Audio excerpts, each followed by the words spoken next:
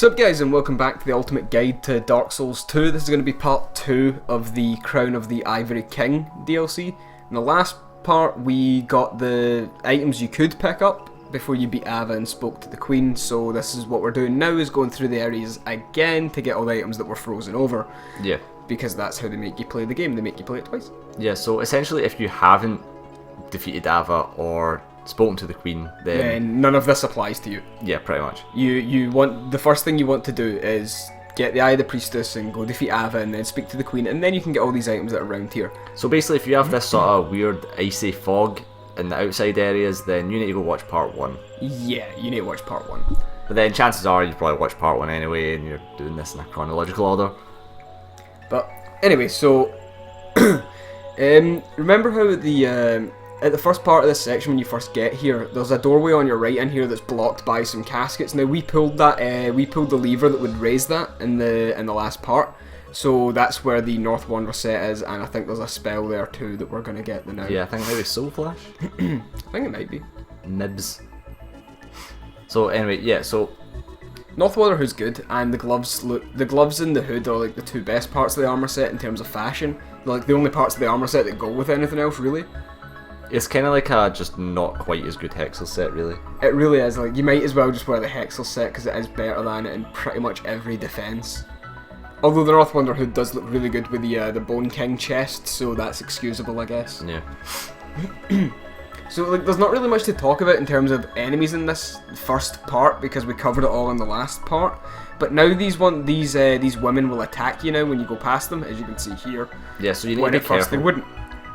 Yeah, because obviously the first time they'll just sit and take whatever you dish at them, but now they will fight you. Yeah, and it creates really awful ganking situations, like more so than what it was already.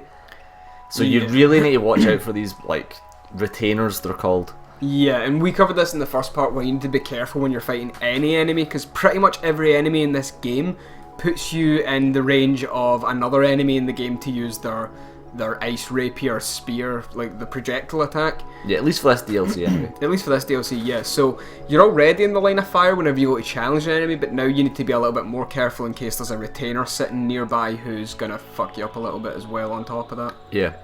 So not only are we getting the items in the bit that we're backtracking at, so this is essentially the first part of this area again. Yeah. So not only are we getting those items, we are also then going to be... There's essentially NPC sort of summons. There's like soldiers or knights, Lois knights essentially, that are floating about, and you can free them from like a cage and they'll help you with the boss. So they're also going to be going and showing you all those areas. Yeah, if you go to the Grand Cathedral right now, like after you've spoken to the Queen, it opens a door below her. You can go down there and you can see that there is one white Lois Knight, but there's also 3 other chairs which are empty. So what we're going to do is we're going to get those other 3 Lois Knights because you kind of need them. You need at least 3 Lois Knights in total anyway, but you get an extra one because the Ivory King boss fight is it's a really cool one where you go through a sort of wave of enemies first, and the White Lois Knights sacrifice themselves to close each of the portal doors. There are 4 portals, so you need a minimum of 3 knights so that you can close the doors before you fight the Ivory King, because if you don't close the portals then you're going to be fighting the Ivory King while other enemies spawn in at the same time, and it's going to be more annoying to deal with. Yeah, I mean obviously you can do it, but it's... Yeah, it can be done. It's just a lot simpler. It's a lot simpler to do it this way. Our recommendation really is just get 3 Lois Knights, because the 4th one is so out of the way.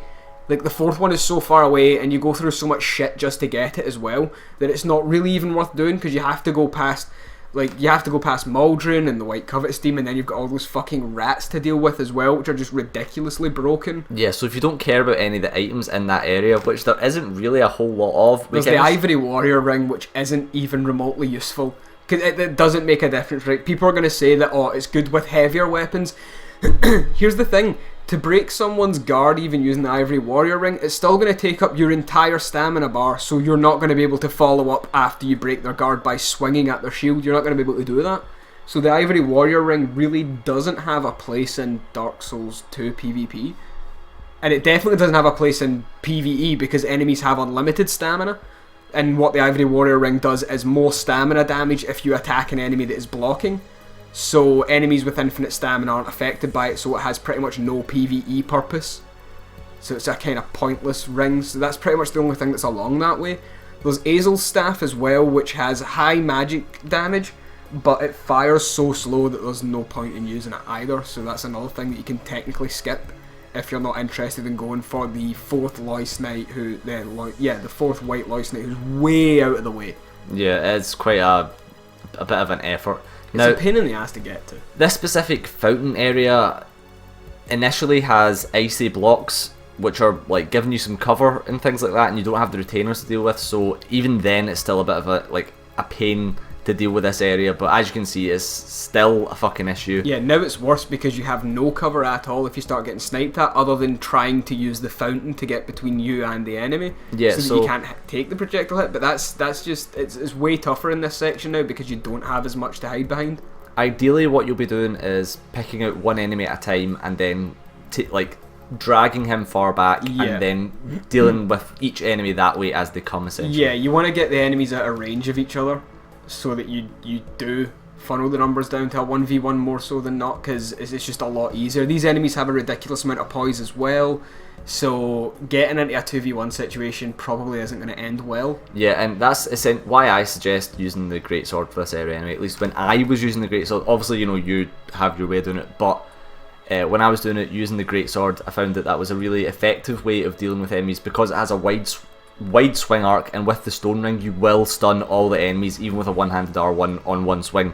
So I felt that was good for this particular area. Maybe you won't find that as helpful, but I'm just giving my 2 cents on. I mean, use what weapon you prefer to use. There's weapons that do higher poise damage are going to make it easier to not take as much damage, without a doubt, because if you stun the enemy then they can't attack you, obviously. Yeah. So weapons like Grand Lances and stuff like that are going to be pretty good in this DLC just because of the high poise break with the stone ring. So Greatsword obviously is up there as an ultra great sword, so it does quite a high bit of poise break, so it's going to be useful to use those kind of weapons. I'm of course using the halberd just because I like the halberd. Yeah, I mean, through the main game, we were using the halberd, the rapier, and the greatsword anyway. Fire longsword as well. Oh yeah, and fire longsword. So that's the 4 weapons that we've used to this game. The reason that we're using them is simply because anyone can use them. Ease of use, really, yeah. Ease of use. The halberd's pretty easy to use. It does some nice damage. It has some good poise break, and the greatsword, it just does an insane amount of damage, even at minimum stats. You just two-hand it and you just cut through people with one shot. Yeah. So at this part here, you know, we're still just mopping up the initial freed items. Yeah, all these chests were originally frozen over. So there was a soul vessel that just got there, so that's obviously it's something that you definitely want to get. You want soul vessels as much as possible. Yeah, and a sorcerer's twin blade, it's not very good, don't waste your time with it. It's a twin blade that fires sorceries, but it's really bad. Like, the damage is so low that it's not a usable weapon, and the damage that you get from the spells is so low that it's not even a usable staff either. So it's a bad weapon and a bad casting tool, so it's kind of just not worth using in the slightest. It is quite cool conceptually, but I think if it had... It does look cool if you power stance them and buff both of them with magic weapon. It looks cool, but that's it. I suppose, like, if it had a really high casting speed but low damage, it could maybe work. Yeah, if it was more spammy. It'd be really cool if the casting animation wasn't just a regular casting animation. Like, if it was actually, like, you would do, like, a fucking flip or some twin bladey move to make it cast, but it isn't. It's just R1's your regular twin blade attacks, and R2 is cast as if it's just a regular staff. Yeah. Which is kind of... It's a bit of a letdown, but it's not a very good weapon anyway, so just don't expect to get much use out of it. Fully upgraded, you'll do better with the basic staff, guarantee it. So as you can see, what we're trying to do is just, like I said, drag enemies away, which is essentially, I mean, for all the DLCs, but especially this one, it seems to be the best method of tackling areas. Of course, if you do decide to use the halberd as well, make sure you land the hits on the sweet spot like I was doing there. I took that guy down in 3 sweet spot hits, I think it was. It'll take you a lot more if you weren't. It would take a lot. If you're like right in their face, you're going to do about maybe a third of the damage, so you want to keep the distance right for a halberd type weapon. Yeah. Now, with this particular area, there's 3 retainers, so the little woman with the knives, and this can... this area I always have problems with, simply because it's just such a pain in the ass. This guy's shooting at you. You've got. So I'm taking him out right away because he's using an ice rapier, so he has range. Personally, I feel that isn't the best method to go along with this particular area. I think you're better off dragging the first guy along before the retainers get to you. But yeah, you can do it that way. My I idea think you're was a bit that impatient here. I hate this area, so I just want to get through it as quick as I can. But I was thinking, if I'm going to go balls to the wall, then I'll take out the guy. I'll take out the only enemy that has a ranged option, so that way I can just kite the melee. Personally, I'd suggest the first guy that you see where you don't see the retainers, just try and bait him Pull out. him back into the room. And then try and go around the left side and hit the retainers before the other ones wake up. Yeah, so at this point, because we've spoken to the Queen and the winds of Elium Lois have ceased and all the ice is gone, we can now light a torch here.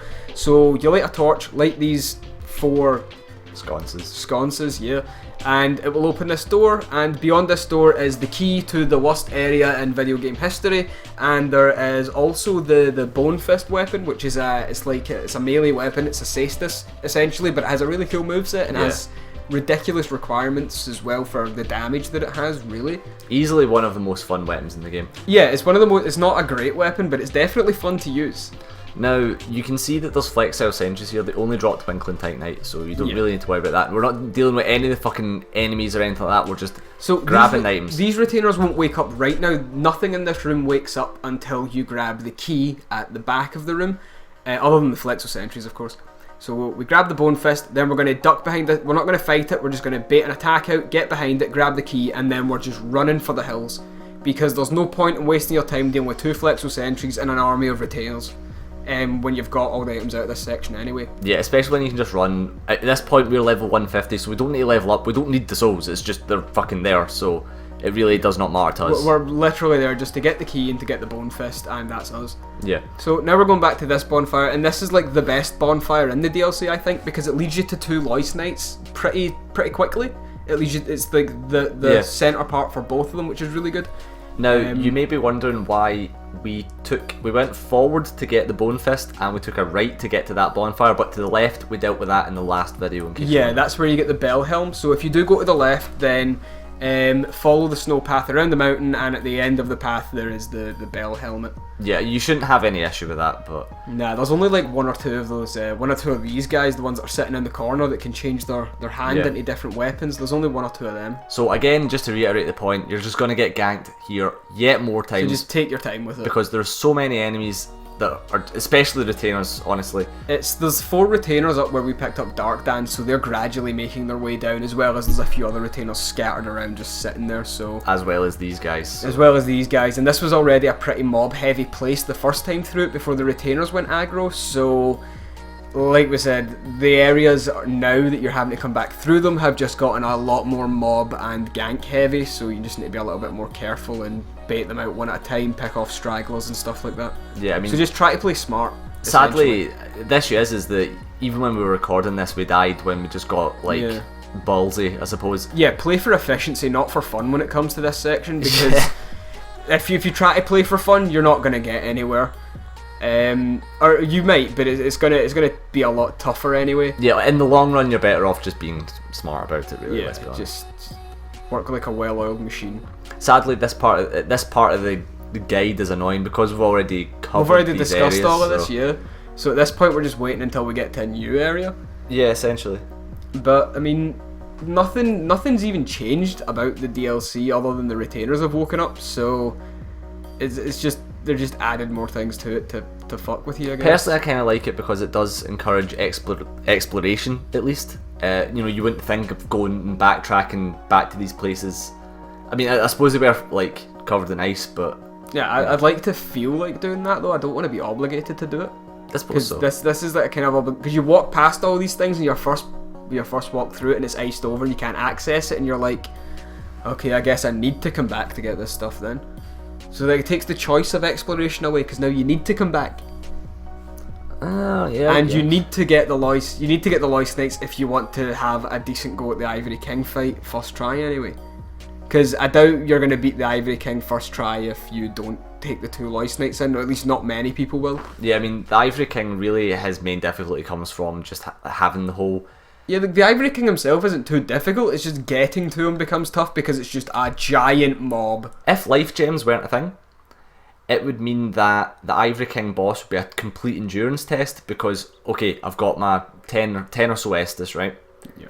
Then you need to go through all the mobs and do the boss. So then you're like, oh, fuck, I need to really keep my guard up. But because life gems are a thing... If it was the Dark Souls 1 Estus, you would probably have 20. Someone should mod the PC version of the game to have the Dark Souls 1 healing system. Pretty sure that would get you banned. Now, just before we start opening these chests, one of these chests in this room, if you remember, was frozen. It was a mimic, and as you can see, it's the one on the far right. The reason why we can tell this is because there are 2 silver latches on the front of it. Yeah. And that is the mimic's fingers. Oh, is that what There's his little fingers poking out. so that's how you can that's how you tell a steel chest is a mimic, because regular steel chests don't have latches on the front, and regular wooden chests don't have locks. So that's the mimic tell. So we know this one's a mimic. As ever, hit it once and back away, because when they come out of this animation, they have a 360-degree hitbox for a grab where they begin to eat you. So now this particular room is actually quite good because you get a bit of the Catarine armor, obviously, but you also get a bright bug, or some bright bugs. Yeah, you get some bright bugs.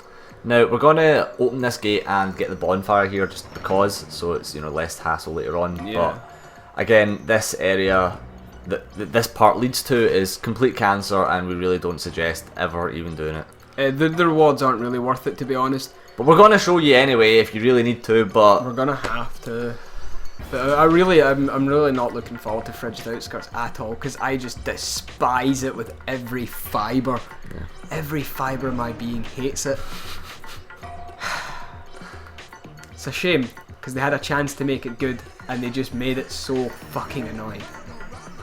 What, even if they just reversed the cycle so that the wind would pick up for 10 seconds, you'd be blind for 10 seconds and you could see for the fucking minute. Yeah. Why not just do that? Instead of blinding us for a minute and letting us see for 10 seconds and having to guess what direction to go in because there's no fucking landmark to tell you where the boss is the first time you get there. I think the first time we got there we spent like, what, half an hour doing nothing. Half an hour was like fucking 3 hours? No, we found the boss after like half an hour. And then we just spent a lot of time getting there. Okay, so here is kind of like the first most newish area. Yeah. Now that we have the the Priestess. Yeah, the Priestess. We can now see the invisible guys who are up here. Yeah, so we never dealt with these guys initially, simply because they are invisible and there's no point in fighting. Their tracking's bullshit enough as it is when they're visible. That them being invisible just makes it even more difficult to see their attacks coming. Plus, there's ballista as well, so they're invisible and have access to the ballista. So if you don't know where they are, you might get shot. So you'll notice a guard broke that guy, and he immediately animation cancelled and recovered. So just don't guard break these guys, because it has no effect on them. Don't try to poise through them either, because it's not going to work. Well, not with the Hexer set anyway. No, like, I just tried to hit him, but he just went right through my attack. These guys are just a pain in the ass, to put it simple. See, for some reason you were trying to parry when I would suggest just go for the cheap backstab fish with these guys. Honestly, that's pretty much your best option. I'm like trying to, but his tracking is insane. Like, this guy can spin, and on a dime, just bang, he's looking at you again. And he can fucking heal like a bastard. Yeah, bitch. I mean, I did heal like 3 times, to be fair. But he's got bullshit tracking and I don't, so it evens up. So there's one more guy on this bridge, and of course you need to be careful. Don't pick up the items in front of you, because then he'll try and shoot you, because that's the trap. Yeah, pretty obvious that's how he gets you. It's a pretty obvious trap. Like, I would expect there to be more distance between the items and the ballista, so that it might not be so obvious. But like, the ballista's right there. Well, the point is, initially he's invisible. So it's like the traps that Wile E. Coyote would set up for Roadrunner. It's like, come on, man, it's so fucking obvious. Alright, so you can guard break him, apparently. Yeah, just the one with the greatsword has immediate animation recovery, so you can't guard break him. In here, I believe, is the Faris hat. I don't know if it's called Faris hat or Durgo's hat or something. It might be Durgo's, yeah. I think it is Durgo's hat. But another mask, by the way, that's in this is you can get Lucatiel's hat, but without the mask, and that's in the Frigid Outskirts. Yeah, you're right, it was Durgo's. It just looks like a gravy boat. Yeah, it does. It just looks like a gravy boat. It's such an ugly piece of headwear. I know. So now we can pick up these useless fucking items from the bridge. Yeah. So we've gotten all the items that are further ahead from here. I think, except from the one in this chest. Yeah. So then we're going to double back and go down the inside of the castle wall. Yeah, because we're here, and we don't need to progress any further through this area because we went to the bonfire that's next to the night that we're going to get after this one. We've already gotten that bonfire. We didn't go through that area because there was no reason to, because it was all frozen over. So we're going to go this way first, and then we're going to warp to that third bonfire. If you don't know where that bonfire is, then once again, watch the first part, skip ahead a little bit to when we pick up the Eye of the Priestess, and then basically double back and you'll see how to get to that third bonfire. Yeah. But we're going to go this way, and this is probably this is the most frustrating part of the DLC outside of the Frigid Outskirts, I think. You think? Yeah. No, the bit with the fucking stupid hedgehogs. Oh yeah, that one. Well, this bit is just really fucking frustrating then, because you're going through this wall, and every enemy that you attack, you're in range of at least 2 enemies that have ice rapiers, so every single time you go to attack, you get hit with a projectile. As you can see, I stepped out for like 3 seconds and there's already 4 of them flying at me. And then the game just hands you a priest chime for some reason. Yeah, great, thanks. And these are the guys that you can't backstab either. And of course the halberd doesn't seem to be the best weapon for this because I'm bouncing off of everything. So it was not a smart choice. And I'm being shot from the side as well.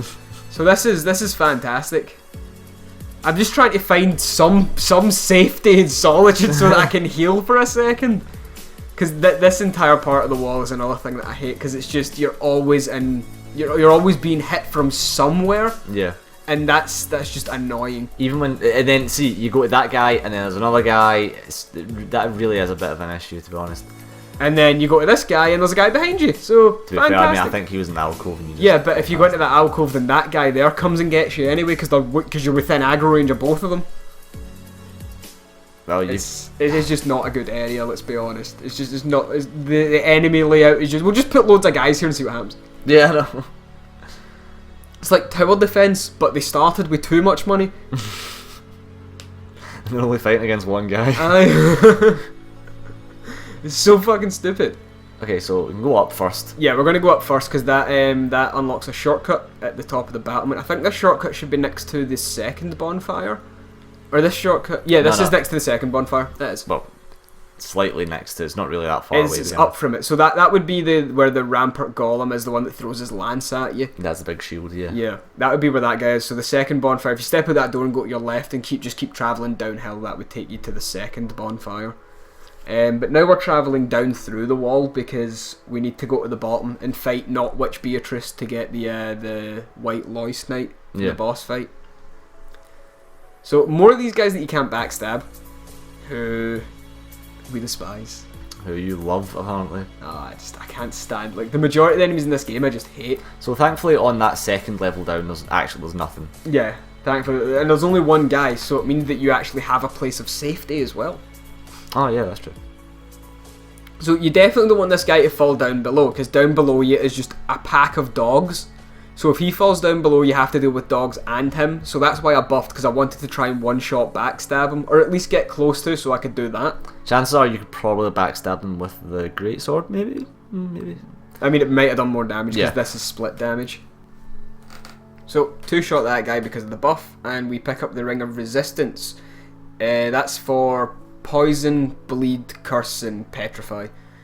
So that's just status effect ring. Yeah, so not to be confused with the Ring of Dispelling. Yeah, the Dispelling ring +1, which you get in the second DLC, is it? Yeah. Yeah, that ring is phenomenal, by the way. That ring is just everything you ever need for defense when it comes to guys who use Spellblade builds. It's so good. Especially if they use like mixed magic, like sorcery and hexes, or miracles and hexes, the Dispelling ring is fantastic. Yeah. One of my favourite rings to use in PvP. So we're finally at the bottom of the wall, thankfully. Yep. So now what we're doing is proceeding ahead to fight these last little set of dogs and not Witch Beatrice, and you'll see why I'm saying not Witch Beatrice in a second. Yeah. Because, I mean, it is Witch Beatrice. Well, it is Witch Beatrice, alright? It is that simple.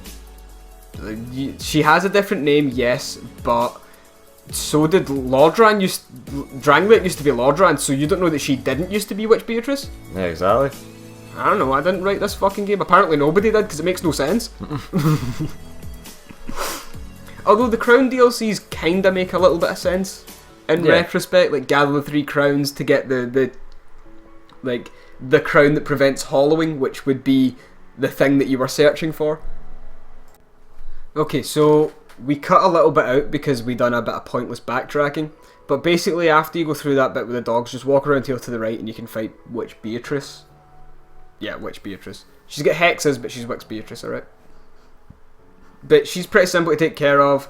Yeah, she's actually much easier than a lot of just the normal enemies. She's probably the easiest enemy in the DLC, let's be honest.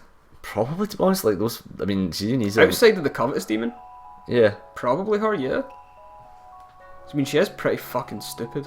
Yeah, so that's her wrecked. Hashtag wrecked. Yeah, the armor set she's wearing as well, like, I don't even think she has that high of an elemental resistance, to be honest, so even if you were to buff and take her on, I don't think you would really be missing much damage. But that attack there, by the way, that one attack is so annoying, because its hitbox lingers for so long that you can't roll through it, you have to just roll away from it all the time, otherwise you'll take the hit. So this guy tries to heal, dirty bastard. Strange that they can heal. I know, why would they have Estus? Yeah, I know. If anyone can explain that in terms of lore, then tell us. Yeah, so this is us opening the gates to the first Ilium Lois Knight. Now, he's going to teleport back to base, and that's us gotten our first knight. Yeah, so now we can just go straight to getting the second one, essentially. Yeah, and it's handy that this elevator actually leads us right there, basically. Yeah, pretty much. Because this elevator here takes you up to underneath the Eye of the Priestess. Now, of course, you can't get here unless you have spoken to Ava, and you have unless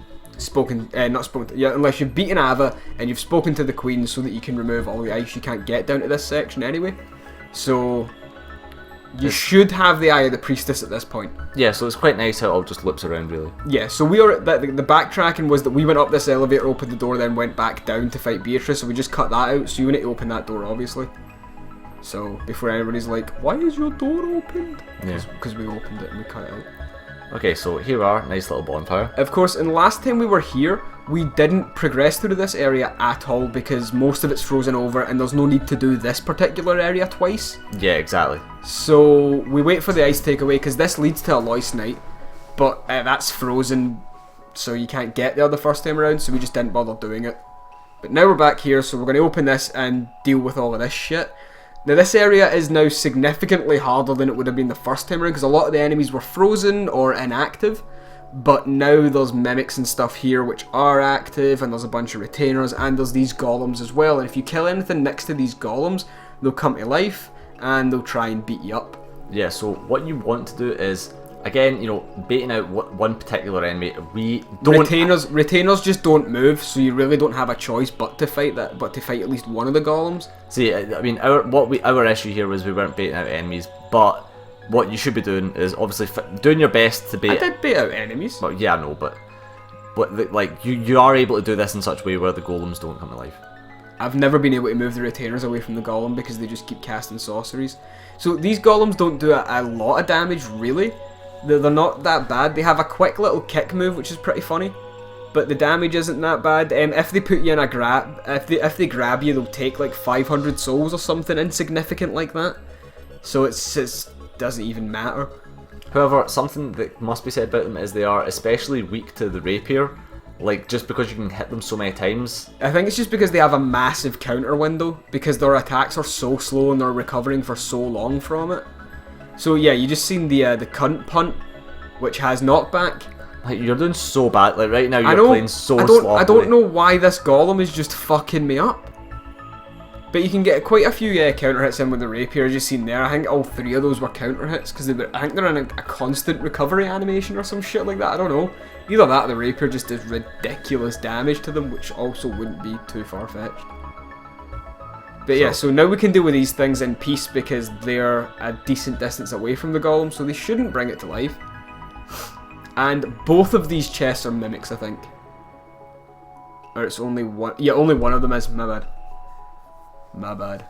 Now this mimic on the left will drop the what you call it, symbol of avarice. Mm-hmm.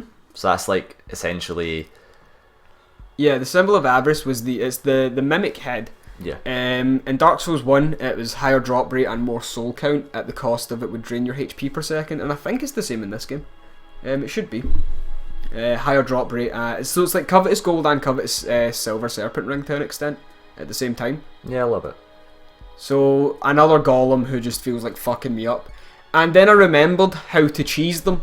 So I'm going to show you that in the next room. Because there's a really easy way to cheese the golems. Is there? Yeah, because you can damage them before they become active. Oh, I mean in this particular... Yeah, in this room, this is what I'm talking about.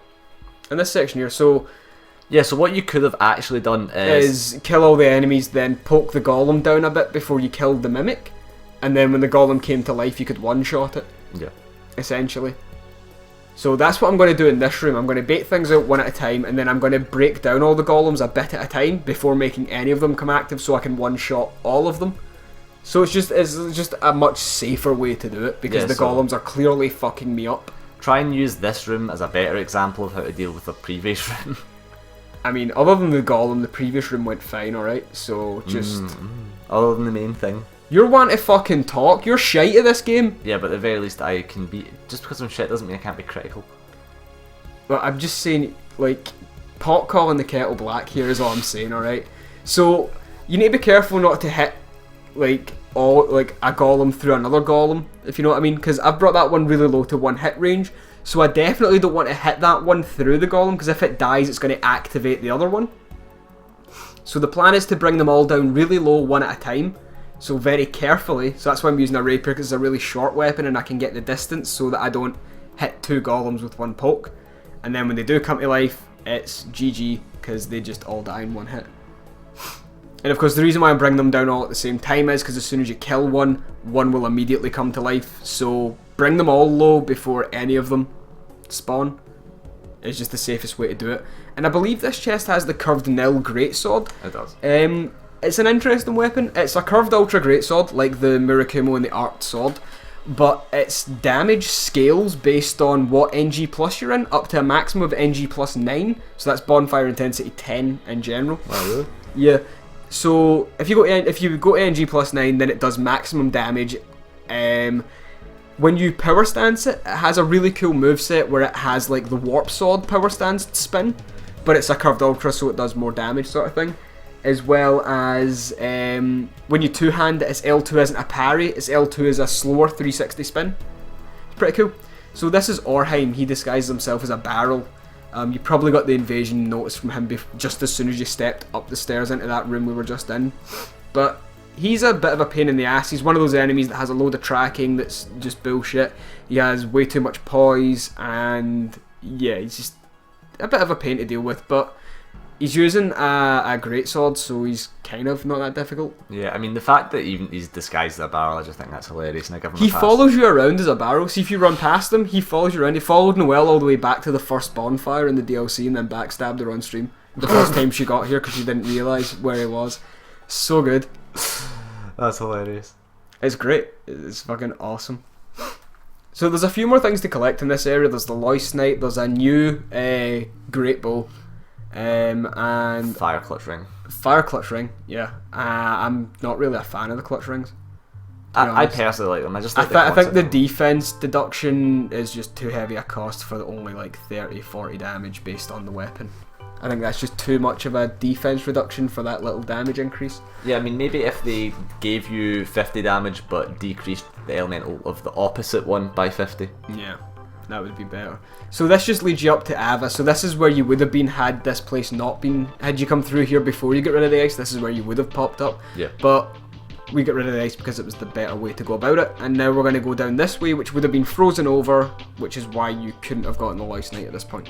But now you can. So there's a retainer and there's a guy with an ice rapier, so we're just going to get the guy with the ice rapier first, because it's better to just deal with one enemy at a time in this DLC, as we try to keep embedding in your mind at every moment. Yeah.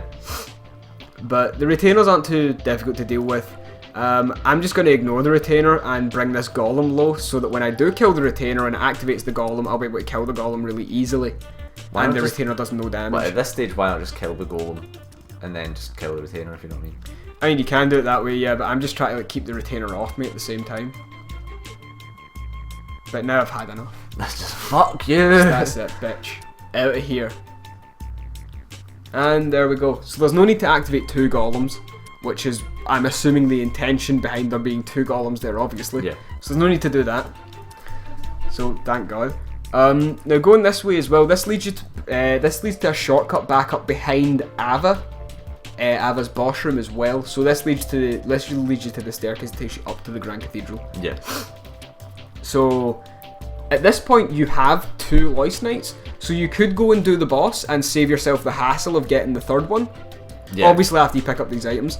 And it would save you the hassle of doing it, because the third one's just so out of the way and you need to go through so much shit, and it's only so you have an extra Lois Knight who sometimes doesn't even make it to the end of the boss fight. About a quarter of the length of this video is just getting the last Lois Knight, so... yeah, the next area is quite an annoying one. Now, of course, don't miss this invisible wall, because it's going to lead us to the Great Bow. Yeah, bunch of items actually. So. Yeah, quite a few items. Just be careful in this area, because there are a lot of enemies, and once again, if you attack one enemy, you are more than definitely in range of another one. So, another example of how these ice things just go through matter completely. They shift time and space around them to make sure they hit you. They hate you that much. Yeah. I've never seen a weapon infused with such burning hatred and fury. So this is the Fire Clutch Ring.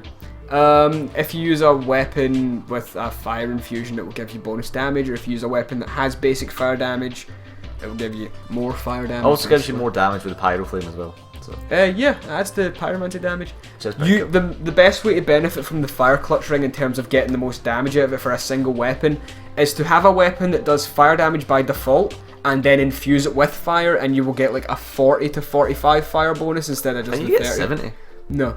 No, you don't get 70 from anything. Oh, it's 15 if it's just like a basic thing. It's if your weapon doesn't have fire damage, but you infuse it with fire damage and then use the Fire Clutch Ring, you get between 15 and 20 bonus damage instead of the 30. Which is definitely not worth it. Yeah, definitely not worth it. So basically, use the Black Knight Greatsword, fire infuse it, and use the Fire Clutch Ring to get a bonus like 45 damage. Is essentially the best example. Yeah. So. But that applies to all the rings, by the way, so like that applies to the Lightning Clutch Ring as well, that a weapon that had lightning damage by default before you infused it lightning will gain a bigger bonus from the Clutch Ring too. So be careful here, because of course there's gravity on your left and honey's on your right. A bit of R. Kelly. Was that R. Kelly? Yeah. Yeah. And after the show, it's the... After party. Oh, I mean, you could have put a bit of After party! There you go. There you go. The vocal cords going. So that's our Great Bow, and this leads us all the way back to the bonfire. The Great Bow's kind of cool. It's just 2 cow heads, essentially. Yeah. So take with that what you will if you've never seen it before, I guess. So now we're going to warp to that second bonfire that we're talking about. Yeah, because it's time to go get the third guy, and the second bonfire is the closest in proximity, or it has the least amount of enemies we need to deal with. So we're not going to fight anything here, because we're not going to sit in this section. We're going to go to the fountain, and we're going to run past all that shit too, because we're going to get into a safe room where the enemies can't get in to lead us to this next section, thankfully. So don't fight anything. Save yourself the hassle. It's not worth it. So, now you may have noticed that there was a bit that we missed out on our first pass through. We've never actually went towards that broken bridge, but that's where the next section is. Now that the ice is gone, you can see a door dead ahead that was previously frozen over, so that's going to lead us down to the very, the lowest part of this DLC, where it is absolute hell, let's be honest. I mean, honestly, it's just the hedgehogs which are worse than bone skeletons. So we've already cut out the bit where I went down here and died pretty much immediately, because the fucking hedgehogs are worse than bone wheel skeletons. Just standing near them, they do damage. So really, they don't have very high defense, so really your best bet is to use some kind of cast on them. That is the best thing. I mean, I suppose you could use a bow or whatever. Something that you can reliably hit if you can hit a crystal lizard with it, you can probably hit these guys with it. Basically, and you want to try and one-shot them because they're just such a pain in the ass to deal with. Yeah, now another thing is, if you hit them but they come in contact with you, they will still do damage. Yeah, which is essentially... They have a ricochet effect. Yeah, not only that, they do a crazy amount of damage to you to begin with. Yeah, they roll into you and they do ticks of damage, like your health bar just goes bang, bang, bang, bang, bang, dead. Yeah, it just doesn't make sense. They're completely unbalanced for the way they look and all the other enemies in the game. So I mean, we did ask for something to turn up the difficulty, I guess. So I guess this is it. So look at the state of that damage. Yeah, I mean, for what it is, The golem done less damage than that. There's maybe slightly more, but the golem doesn't attack anywhere near as fast. The golem is also about 40 times the size and mass of these things. Yeah. And I think it would hurt more getting kicked by something made of stone than a little fucking porcupine. Maybe. But anyway, right, so we're just using the greatsword to take them down simply because it has a fast two-handed R1. Yeah, and the straight down chop is like a guaranteed one shot if you two-hand it as well. We didn't want to use any like horizontal attacks that might go over them or whatever, so... Yeah, and the section we're coming up to, we definitely don't want to use horizontal attacks because, as you can see, there is plenty of things for your weapon to deflect off of. Which is probably the reason they put it here, but at the same time, fuck them. Yeah, because they put all of this shit that your weapon will bounce off of, and then they put more of these fucking bullshit hedgehog things in here as well. And they also put an NPC invader who decides to just go on a magical journey for a while before he shows up. So I didn't even see that because of these fucking pillars. I can't see it. Wait, you need to get good, don't you? They need to design better levels. Nah, So get good, that's what you need. This one's just fucking with me to a whole new extent. Look at this. Look at the state of this. And he has a fucking quick flip as well. And a back flip. You shat yourself there, I could tell. Yeah, like, I'm out of here. Bye. Fuck it. Fuck that guy. I hate these enemies so much. There's so many things in this DLC that I dislike. But overall, the DLC, like the level design in that is really good. But there's just so many enemies in this DLC I hate. So, like we said, use some kind of cast on them, which is going to be your, obviously... That just went right through him. Yep. The game is literally fucking with me right now. I think that pause is you just screaming at the screen. That pause was me just, get fucked! So Hexer Nikolai should invade, yeah, there we go. And he takes his time showing up. I end up having to venture into, like, Hedgehog Hell, essentially, trying to find him. He's not, I mean, honestly, he's not that hard to fight. He's not too bad, like, in terms of NPC fights. He's not If you can stagger him in one hit, he's a fucking breeze. Because then he can't cast. But if you can poise through any of your casts, then I don't know why this fucking tree came down. Look at this, like, what even is it? It's like a fucking tree, but it's got a skirt and like, cast stuff. Should probably, what is it the hedgehogs drop? We should probably bring that up now that we're encountering new enemies. Yeah. So the hedgehogs drop something. I can't remember what it is though. Ice rat. Drop human effigies. Yeah. And go back a tab because there was the golems. The golems drop human effigies and twinkling titanites. Yeah, okay. We missed that. We forgot to mention that. Either way, neither of these are worth farming for anything, so just who gives a fuck? Yeah. But Hexer Nikolai is not going to drop you anything. These trees, as far as I'm aware, don't drop anything either. So just don't deal with them if you don't need to. But yeah, you can see what I mean by Hedgehog Hell. I still don't know, did we deal with Hexer Nikolai yet, or is he still just fucked off? It's just floating about somewhere. Like, at this point, all we're really doing, like, we're just killing those enemies that are floating down just while we wait for him to appear. Bonus points. There he is. Bonus points for anyone who before me mentioning this thought of using a Seed of Tree of Giants to deal with Hexer Nikolai. Bonus points for thinking outside the box. Yeah, I mean, because using a Seed of Tree of Giants will cause all the enemies in this area to attack Nikolai because he is an invader. Wait, so get fucked. Does Seed of the Tree of Giants only affect? It only affects people who, like, it only affects notified invaders. Right, okay. So, Forlorn if you get the notification, so not the Forlorn and Aldias. It doesn't apply to White Phantom Maldron because you don't get an invader signal for him. So, yeah, so if you get that message essentially, but like this person has invaded, if you get that, then you can use the Seed of a Tree of Giants and the regular enemies in the area will try and fuck up the invader too. And looks like we've got another troll on our hands, eh? Yeah. Good one! Ha ha ha ha ha ha! I just hate this place. I mean, it's clear that the Greatsword isn't the most optimal weapon for them.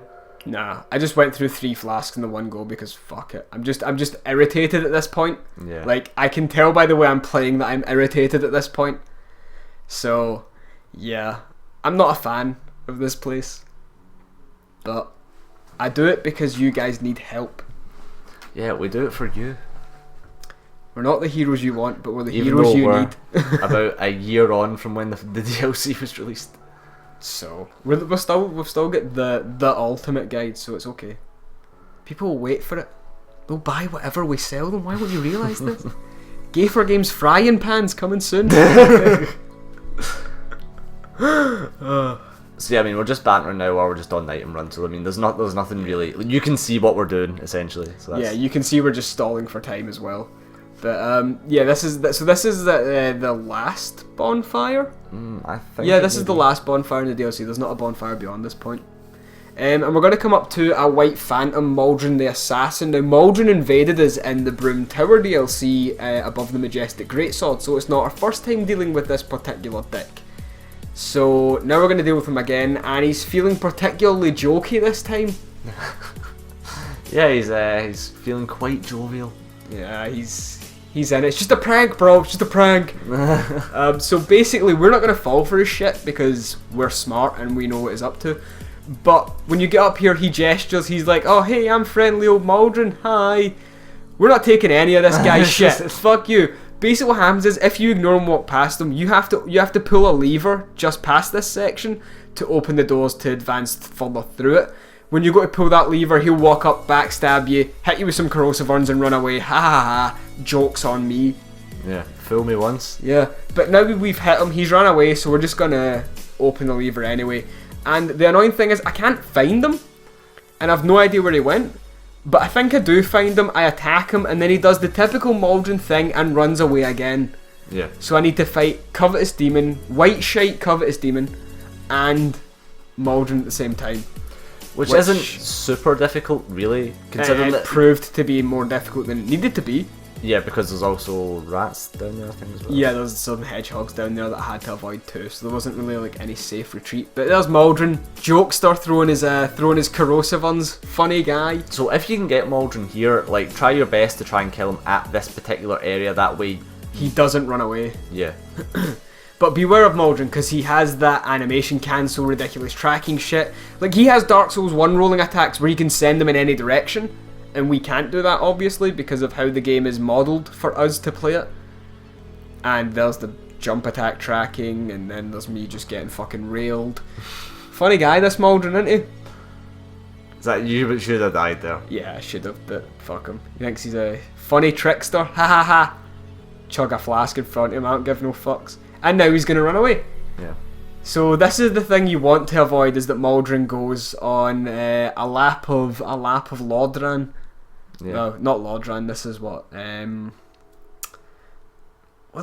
Lois. That's what it's called. He can run quite fast. Yeah, I think he runs faster than you do. So the Covetous Demon is here as well, like, for some fucking reason. He drops the Ivory Warrior Ring, which is the one we spoke about earlier, being completely fucking useless. And that it's supposed to have a good effect, but it really doesn't have a usable one in the sense that it was designed for. Now remember, this is just a Covetous Demon, so it should give you really no bother whatsoever. This situation, of course, has been escalated because Maldron has arrived, yeah. And Maldron will wait until I fight the Covetous Demon before jumping in, as you're about to see right now. Yeah, so what you want to do is try and keep your eye on him at all times. Yeah. Take the Covetous Demon down first because he's, of course, the easiest enemy to deal with, and he's going to give you the least amount of hassle when it comes to just a straight up 1v1. It's going to be annoying fighting Maldron with the Covetous Demon backing him up, but you can at least get the Covetous Demon between you and Maldron so that you don't take damage from Maldron like I've done now. Yeah. So I mean, you try kind of and want do that. That's like your best strategy. Yeah, really. and I don't know how I got hit with that, but okay. And Maldron's just being another dick about it. And Covetous Demon just helped me a ton there by getting in the way so I could heal, so thanks, bro. It's the first good thing about this boss I've ever seen. But we're just going to try and like destroy it, and now we can deal with Maldron pretty safely, other than him doing typical Maldron shenanigans. But yeah, that's pretty much it, so fuck him. I'll heal in his face if he wants to be like this. So you just do typical NPC strats, just fish for the backstab because that is your best option. And if you can't get the backstab, just spam the rapier. Break their poison and just don't let them recover is essentially the best bet. Because Maldron is a particularly difficult NPC to backstab for some reason. So I pulled out the halberd because he's using a lance, so I thought maybe I could poise break him. Thought wrong. Because NPCs have too much poise. But yeah, it's just, I'm just not getting any luck with the backstabs on Maldron. I don't know how that didn't land. PvP, that would have landed 100%. But finally I got him. Yeah, I mean, he's not even dead. He's not even difficult, that's the thing. Like, he isn't technically difficult, he's just giving you a hard time. He's just You slippery bastard. That's the thing. He's like the greased up deaf guy. Y'all ain't never gonna catch me. I made a Family Guy reference. I feel really disgusting now. I feel like I need to shower. Go wash your mouth out. No amount of hot water will wash off this dirt. So this is just some menial shit, like dried roots. Yeah, just pick up the rest of the crap and then you can move on. Essentially, yeah, pick up consumables that are just a smooth and silky stone, because, you know, we've made a great amount of use out of them. I mean, you really should use them, because there's a chance you can get the old whip, which is really good for riposte, because it does a ridiculous amount of damage. Get the Demon Great Hammer, which is an okay strength weapon. You can get Petrified Dragonbone, which is great, because then you can upgrade the Butcher's Knife and the Chaos Blade, and the Warp Sword. Petrified Bone's worth it. So, more of these fucking ice rats. And if you're unlucky enough to be doing this DLC the first time in NG+, then you will be greeted by red phantom ice rats. Oh. Fun. Yeah. Now, as you can see, having a 100 block shield is quite invaluable against these guys, because at the very least you can bait the rolling attack and then counter attack them that way. And I've got Halberd, so I can attack and defend at the same time. It's just total efficiency. So I decided to take a book out of the Prometheus school of running away from things, as Cinema Sins would say, where I decided that the best way of avoiding it is to run in the direction it's coming in, or to run away from the direction it's coming in. It's so fucking stupid. Should have went to the sides, but I decided to be a fucking idiot. Because you're on tilt, like, you've just been playing so slow. I know, playing. like, I'm just frustrated, so my play is just really shit now. Yeah, I mean, it's maybe the ultimate guide, but we can only tell you so much. This is such a mentally taxing area. Like, we done this entire DLC in one sitting, by the way. So, I am frustrated beyond all belief at this point. Yeah, you've been playing it for like an hour and a half or something. Yeah, I've had to deal with this section, like, I've had to deal with the majority of the DLC twice over now. So, forgive me for some sloppy play, but the general gist of it's there. And this is just an item checklist anyway. Yeah. And us telling you some bonus tips and info, I guess. But, you know, fuck it. This game's a pain in the ass sometimes. Okay, so now we're moving on to this area, and we honestly suggest just run this area. Yeah. Just fuck it. The only item here is one crimson, not crimson, what am I saying, crimson, fire resin, which was that item on the corpse to your left as you're running up here. Yeah, and there's this item here, it's the Farah's Lockstone. Now, we died here, so we cut out grabbing that first item round on the left. But, yeah, just run up to the left, grab that, and then run round here. We should have left that part of the footage in. But, oh well. But now, once again, these elevator chambers are your safe haven. By the way, when you get to the top of the elevator, look at the ceiling and just look at the fucking state of it. The chains go into nowhere. Yeah. They just vanish into the ceiling. Now, for some reason, you start using the club for... Because I thought these things are on the ground, so I'll R2 pancake them and it might one-shot them. I thought it might work, and it didn't work out very well, okay? I made a fucking mistake. I'm only human. Don't admit that. However, I mean, it was able to take them down in a single combo, so that is something. Yeah, right, so if it's stupid and it works, then it ain't stupid. Hence, removing all your armour. I wanted to roll faster so they couldn't hit me.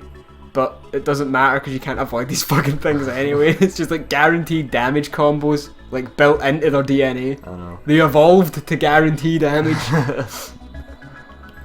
So I messed. That would have probably worked if I wasn't such a fucking, like, if I could just hit and I didn't have like spaghetti aim, I guess. Spaghetti aim. I mean, I think that one just rolled off like. Yeah, that one done me a favour. I was like, you know what, I'll help him out. He's clearly not prepared for this situation in any way.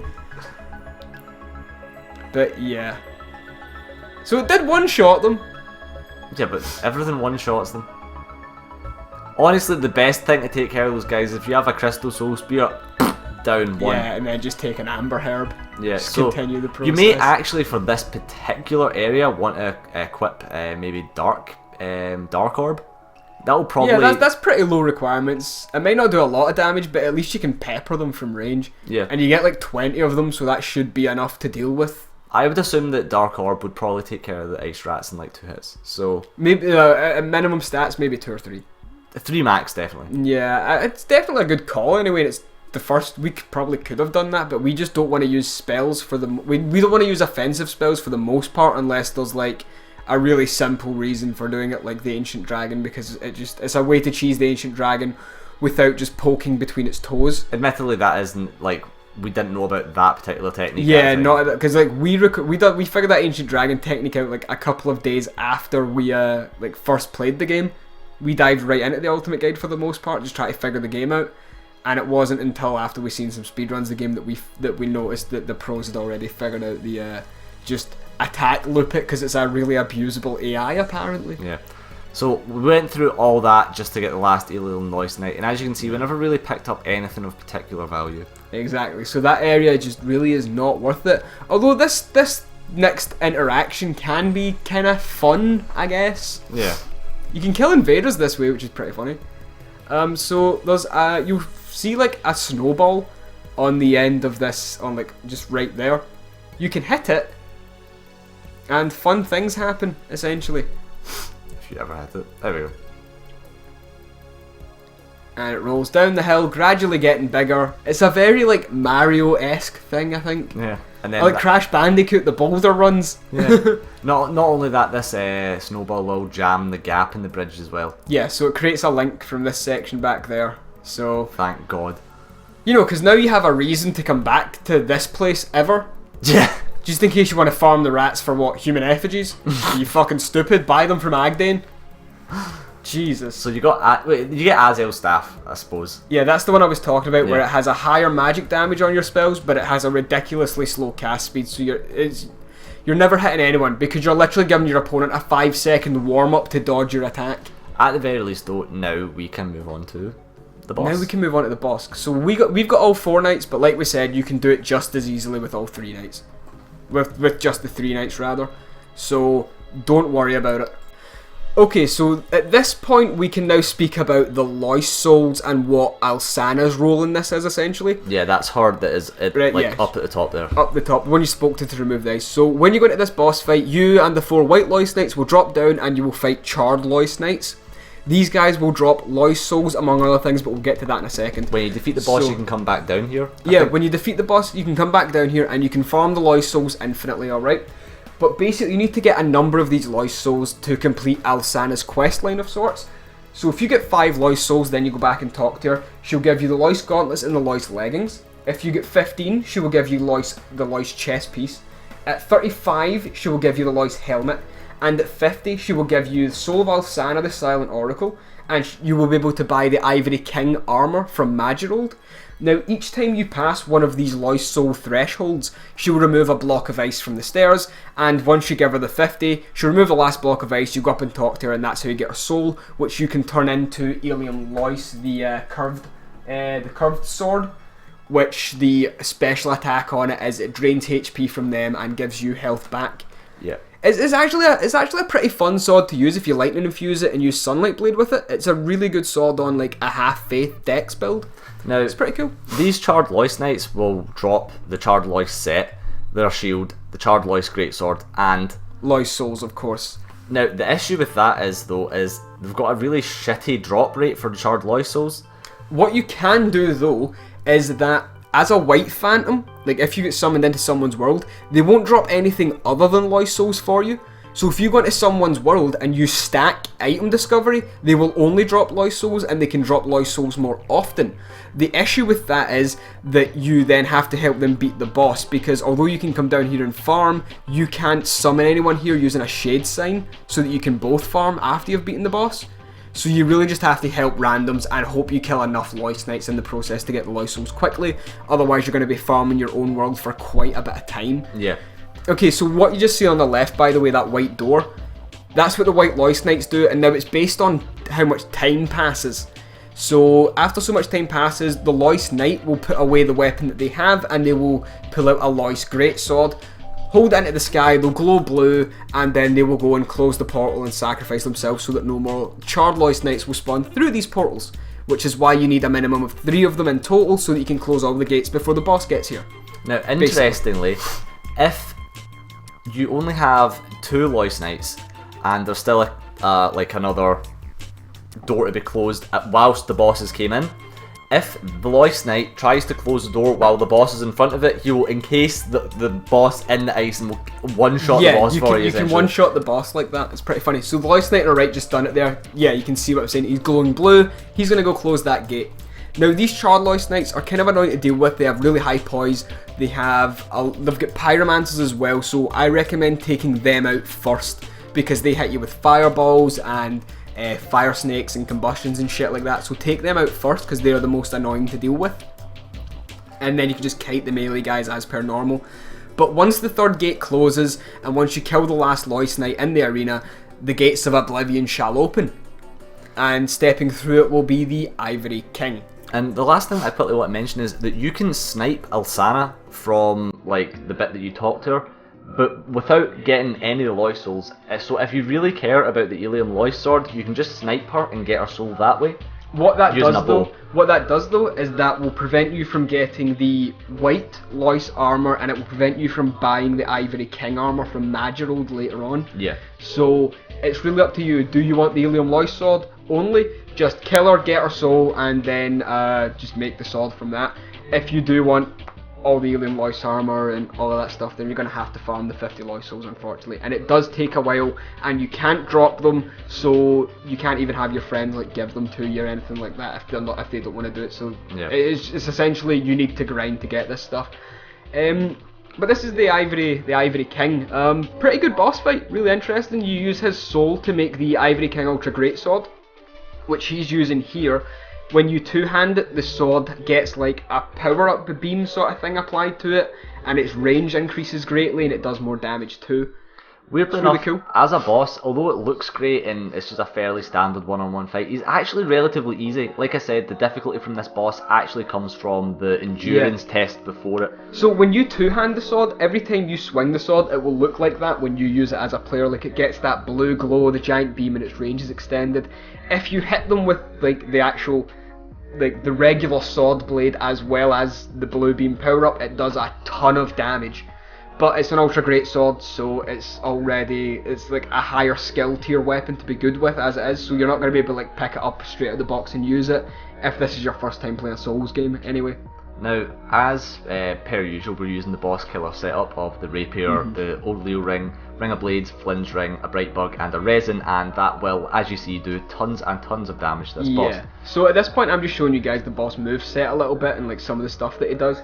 So his moves, he has like a few quick attacks, but the majority of them you can just roll underneath him for the majority of his attacks. There's only a couple attacks that I dodge backwards from, and that's if he starts doing like the slash, stab, poke combo. Like if he does that combo, I might roll backwards instead of rolling forwards depending on the positioning. But overall, the hardest part of the boss is just getting to him because you've got so many enemies to deal with in general before you even get to the boss fight. Yeah. And you have to like go through all of that with the same healing items, and then that's what you're left with at the boss fight. And of course that's his AoE, so that's just a free heal spot really. Roll back twice, heal, and you've got plenty of time to do that. Interestingly, the amount of damage that he's actually doing to you is about as much as those ice rats. Yeah, I know. And he attacks so much slower and is much easier to dodge. So really, if the boss was like maybe 10 ice rats, well then we'd have the same problem as the rats in the Grave of Saints. Now, we picked up the Crown of the Ivory King there. Oh yeah, Crown of the Ivory King's a pretty cool item. While you wear the Crown of the Ivory King, you have a little bit of HP regeneration. And that will stack with the other HP regeneration items. Yep, like the Loist Shield. Loist Shield, yep. Like the Regenerator's Ring, like the Butcher's Knife as well, I guess to an extent. Like the Regeneration Miracles as well. Yeah. Like Bountiful Sunlight or Soothing Sunlight, I can't remember which one it was. It will stack with those as well. Which is really cool because it means that you can just make a HP regen build if you want to be that guy and just never die in the arena and they can't prevent it. But I mean that's pretty much it. I did mention that the Ivory King soul makes the Ivory King Ultra Great Sword. I mentioned that. That's good. And we spoke to you about the Loist Souls as well, so that pretty much covers that part of the DLC. So yeah, the last part of the DLC to go then would be the Frigid Outskirts, which I don't think many of you are going to enjoy, to be honest. No, but hopefully again boss killer setup should... Boss killer setup will be fine. I've beaten the 2 cats with it already. Yeah. That'll be fine. So, you know, as you can see, you can come back down here, and if you want to farm the... Yeah, you still have one Loist Knight. There's still one Lost Knight there. Does he with always you. jump down with you? Yeah, he's in. He's hidden right now. I think he's in the back right corner. Cool. There are summons for this fight as well, by the way, that you'll find on the stairs and near the bonfire as well. But it's really not worth it because the boss is so easy and the summons they won't help that much. Yeah. So you may as the Lost Knights are just perfect anyway, so don't worry about it. Here's a challenge: try and get the Lost Knight to survive to the end of the boss fight. Aha! But yeah, I mean that's it for this episode. And that's it for this this DLC. I wished, but no, there's one more part to go. So yeah, next part will be Freddy's Outskirts. Horsefuck Valley. Yeah. Literal hell. It's fine though. We know ways of doing it, so we'll get it done. And we'll see you next cheat. part. Bye guys. See you guys later. Cool. Well, again, hopefully you found this one helpful, but it's probably not nowhere near as helpful as the other ones. But Yeah. Like, comment, subscribe for more Freddy's Outskirts hate. yeah. See you guys.